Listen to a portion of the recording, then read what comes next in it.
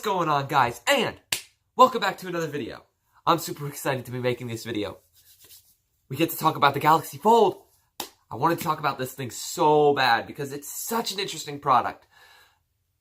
The fact that Samsung actually made a folding display, I'm just kind of a little amazed about that. Folding display. Yeah, I don't really know what else to say other than the fact that I'm excited and let's talk about it. So, for the specifications, I'm going to be reading off Samsung's website because there's a lot I want to talk about and there's a lot to remember. I don't want to have to try and remember it all. So, I'm just going to read off their website. Anyway, let's get started. So, is it going to stop messing with the focus? Does me moving too much... Does it mess with the focus? I don't know. I hope the focus isn't too nuts. Anyway, let's just get started. So first, let's talk about the display, which is the primary focus of this device, obviously being that the main screen you'll be interacting with for most of your activities on the phone folds. That is a pretty big deal. Anyway, so the display itself that actually folds is a 7.3-inch touchscreen, obviously, but according to their website, it uses a 4.2:3 aspect ratio, which kind of gets it to that more square-like look, which I'm not a fan of a square display. I consume movies, YouTube, Netflix, all sorts of content on my phone, and I would not be very comfortable watching those on a square display. It would drive me a little insane. Yeah. Moving on to the cover display, which is the screen you'll interact with when the device is folded. Because yes, imagine my palms are the main 7.3-inch display. They fold like that, and then you have your main screen to interact with. Well, not main, again, this is like the secondary display, I guess. And the fact that they incorporated two displays in a folding phone is, I think that's really cool. Anyway, this is using the 21:9 aspect ratio that most of their phones use, along with the 4.6-inch screen size. I understand why this screen is probably smaller, but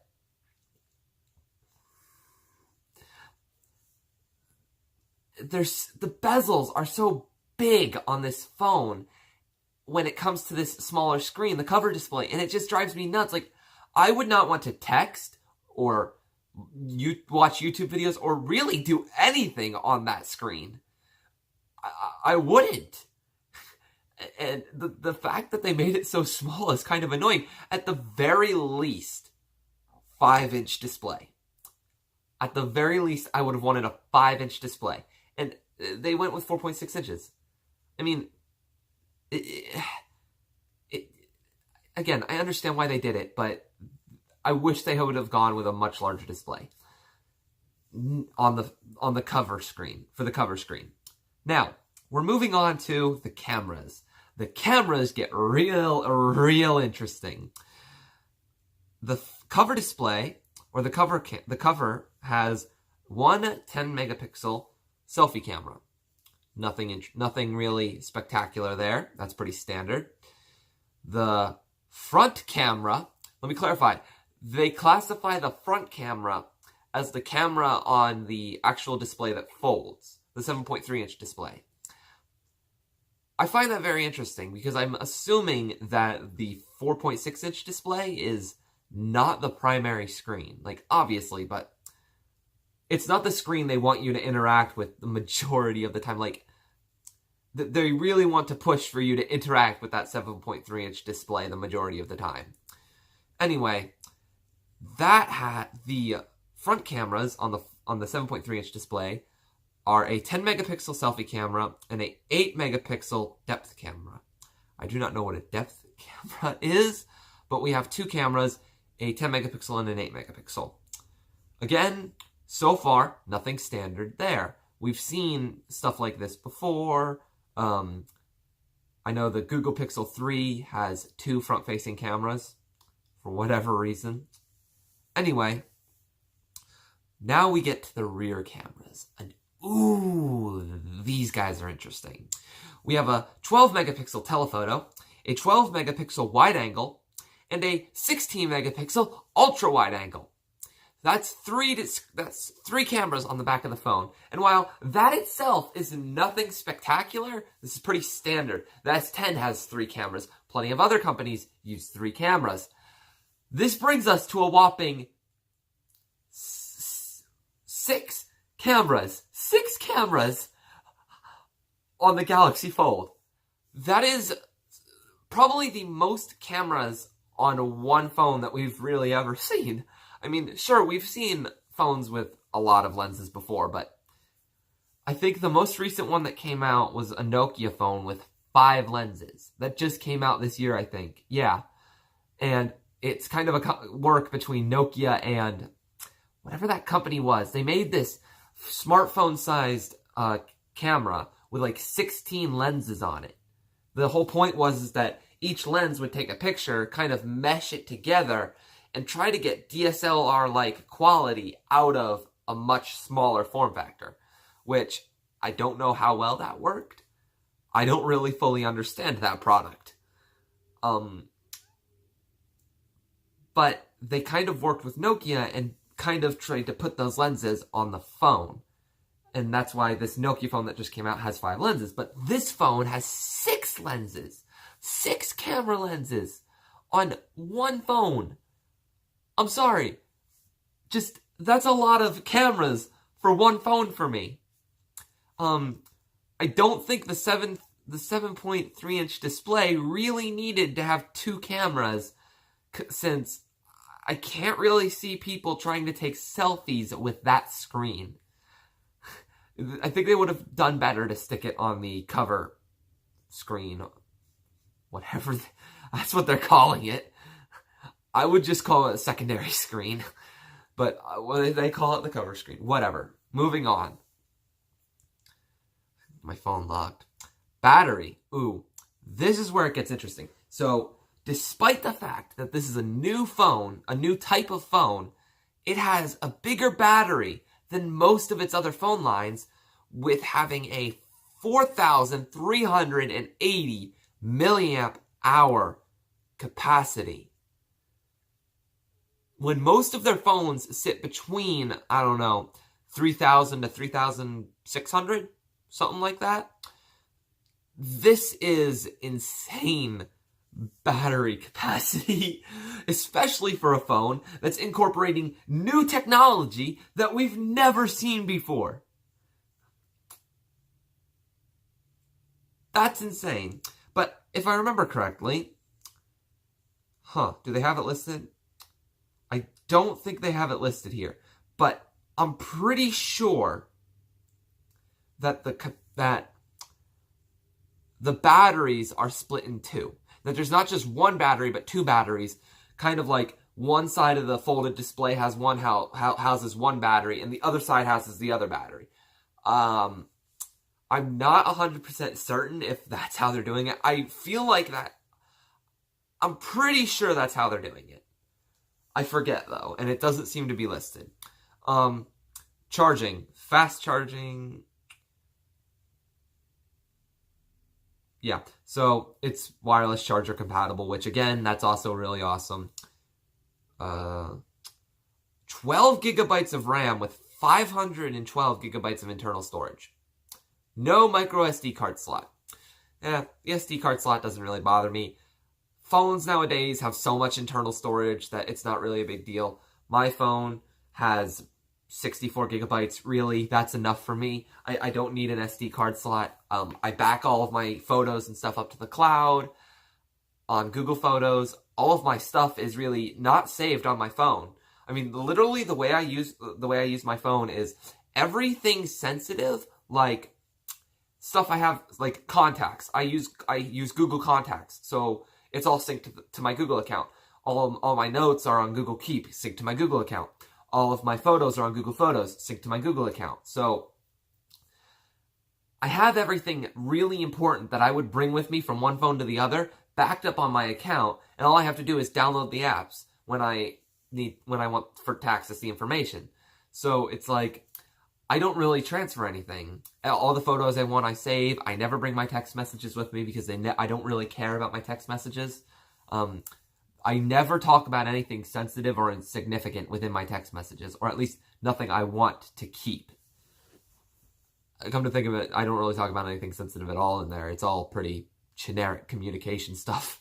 Anyway, so the fact that this has no SD card slot does not faze me. Some people might get upset at that. Come on, the SD card slot's eventually going to die.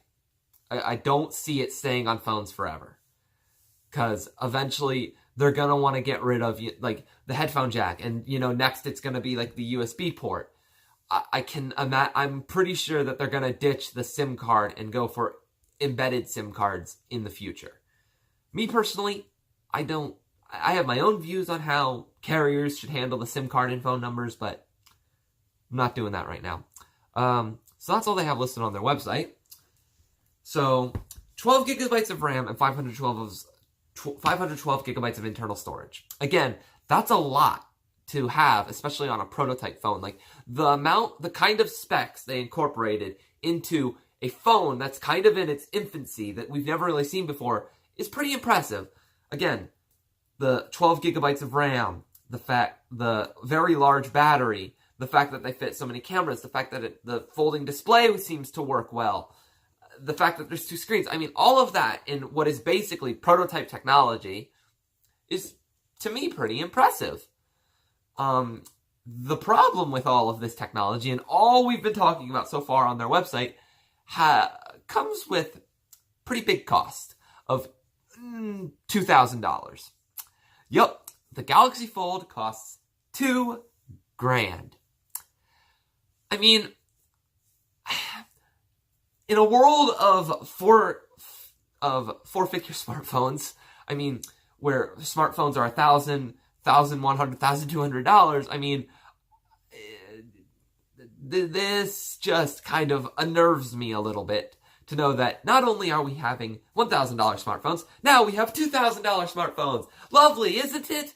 The price is going to go so through the roof that no one's going to be able to afford a smartphone. Everyone's going to have basic phones again. I mean, but despite the fact that I don't like how expensive smartphones are getting, this is probably a temporary thing. $2,000 is not going to last forever. Eventually, they will refine the technology. It'll be easier to manufacture, and the cost to purchase one will go down. That's what's going to happen. I mean, obviously, yes, smartphones seem to be doing the opposite of going up in cost, but with something like this, as it becomes easier to manufacture and more available to the public or to the common user, the price will eventually go down. So I'm not saying it's going to come down to like the $400 range or not even like the $600 or $800 range, but probably closer to that 1,100 figures that most smartphones seem to be gunning for now. So overall, what do I think of this phone? Again, what I said, impressive what they've been able to put in essentially prototype technology. Cost is just through the roof, and I can love it all I want, but it's not worth $2,000. No. And I like to try to answer this question, would I buy this product? Yes, I would pay $2,000 for this product. Why? Because I like weird tech. I would literally pay $2,000 for that phone just so that I can haul it around and say, yeah, I have a folding phone. Boom. That's literally just so I can do that. Boom, I have a folding phone. I would pay $2,000 for that. Me personally. Unobjectively, though, it's not worth it. Like, as fun as folding phones are, don't cough up $2,000 for it. No, just no. All in all, I am looking forward to see, all in all, I am looking forward to see where smartphones go in the future, particularly where Samsung and other companies take the foldable phone market. So, I hope you guys enjoyed this video. I hope it was interesting to see me talk about the Galaxy Fold. And again, stay tuned for future content.